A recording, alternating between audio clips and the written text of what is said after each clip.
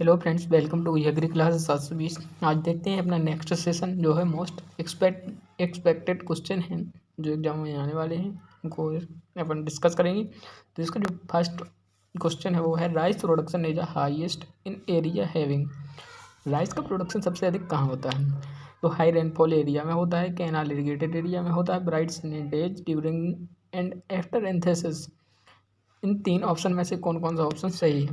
तो अपन को चूज़ करना है। फर्स्ट है सेकंड सही है, ए बी सी तीनों सही है, ए एंड बी सही है, बी एंड सी सही है। तो इसका जो आंसर है वो होने वाला है second option, A B and C. तीनों जो हैं high rainfall area, canal irrigated area, bright sunny days during and after anthesis, इसके तीनों ऑप्शन सही है। ठीक, तीनों में हाईएस्ट क्या होता है? High production area, highest area होता है इसका।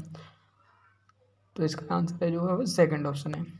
सेकंड क्वेश्चन है crop mixtures have approved biologically most dynamic under most गतिशील जैविक विधि कौन सी है? तो इसका कौन ऑप्शन है? फर्स्ट ऑप्शन है water stress condition, irrigated condition, high soil fertility condition, large holding condition. तो इसका जो आंसर है वो है first option, water stress condition में गतिशील होती है, मोस्ट डायनेमिक अंडर होता है। थर्ड क्वेश्चन है which one of the following term is used to denote the relative land area under sole crop required to the produce the same yield as obtained under a mixture or an intercropping system at the same management। इस जो definition है वो किसकी है? Which of the following term denote the related land area under sole crop required to the produce the same yield as obtained under the mixture or in intercropping system at the same management. Intercropping system same management में mixture करके क्रॉपों को same yield प्राप्त होती है, उसको क्या बोलते हैं? तो उसको लैंड यूटिलाइजेशन इंडेक्स बोलते हैं, क्रॉपिंग इंटेंसिटी बोलते हैं, लैंड इक्विवेलेंट रेशियो बोलते हैं, रिले क्रॉप बोलते हैं। तो इसका जो आंसर है वो है third option, land equivalent ratio बोलते हैं। ठीक है। फोर्थ क्वेश्चन है as per the principle of crop rotation pulses should be the include in rotation because. इसका फर्स्ट ऑप्शन है they increase total pulses production, they release land quickly for the second crop, they help in maintain our soil fertility, they increase the yield of succeeding cereal crop। Crop rotation pulses जो होती हैं उनका क्या main role होता है? Rotation, crop rotation का main role principal क्या है? तो इसका मेन प्रिंसिपल है वो है थर्ड ऑप्शन है दे help in the maintain of the soil fertility. इसके द्वारा क्या होता है? सॉइल फर्टिलिटी को मेंटेन किया जाता है। जो अपनी पल्सेस क्रॉप होती हैं वो नाइट्रोजन फिक्सेशन करती हैं, जिस कारण से बाद में विदाउट पल्सेस क्रॉप को उगाया जाता है, जिससे कि वो नाइट्रोजन यूज हो सके। इसलिए ये क्रॉप रोटेशन यूज किया जाता है। ठीक है। तो और नेक्स्ट क्वेश्चन है chloride are the basically silicate of. Chloride कौन सा बेसिकली सिलिकेट्स है? तो इसका जो फर्स्ट ऑप्शन है magnesium with some iron and aluminium. Second option है iron with some magnesium and aluminium. Third question है, थर्ड ऑप्शन है aluminium with some iron and magnesium. Fourth option है आयरन एंड एल्यूमिनियम। तो इसका जो answer है वो है first option magnesium with some iron and aluminium.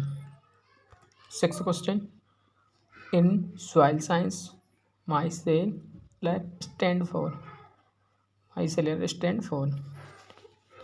तो colloidal particle carrying positive charge, colloidal particle carrying negative charge, microsphere is the between texture particles, negatively charge silt particle with high CU।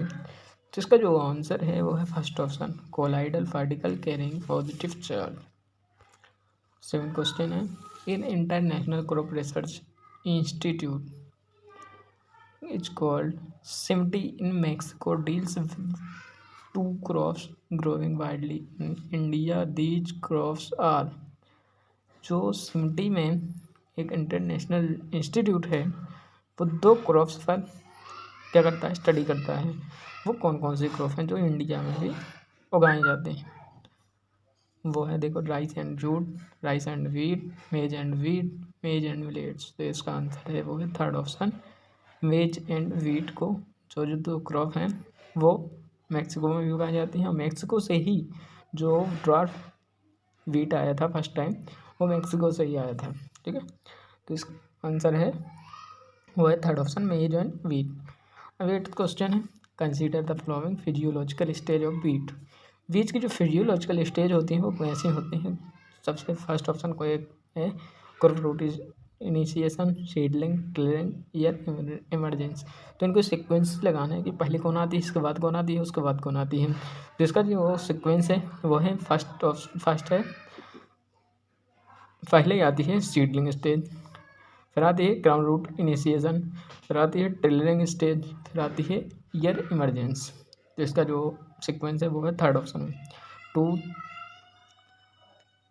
में second option में है 2 1 3 4। ठीक है, 2 1 3 4।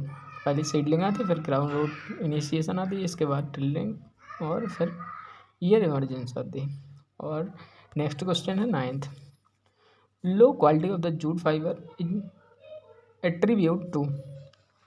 लो quality का जो jute का fibre होता है वो एट्रीब्यूट करता है discolouration of fibre, very short fibre strand, reduction of the cellulose in fibre, reduction of cell wall strength. तो इनका जो ऊपर दिए ऑप्शन है उनको बताना है कौन कौन सा सही है। तो 3rd या 4th सही है, 1 या 3rd 4 सही है, या 1/4 सही है, या 1/2 सही है। तो इसका जो आंसर है वो है 1 और 2 सही। Discolouration of fibre, very short fibre strand होता है। इनके 2 ऑप्शन सही है। लास्ट ऑप्शन है A+B horizon is also known as, क्या बोलते हैं, A+B हॉर्जन होता है जो सॉइल प्रोफाइल में उसको क्या बोलते हैं, A+B हॉर्जन दोनों को क्या बोलते हैं। रेगुलित बोलते हैं, सोलम बोलते हैं, रिगोजल बोलते हैं, या बेड रॉक बोलते हैं। तो इसका जो आंसर है वो आप लोगों को कमेंट में बताना है। Thank you so much.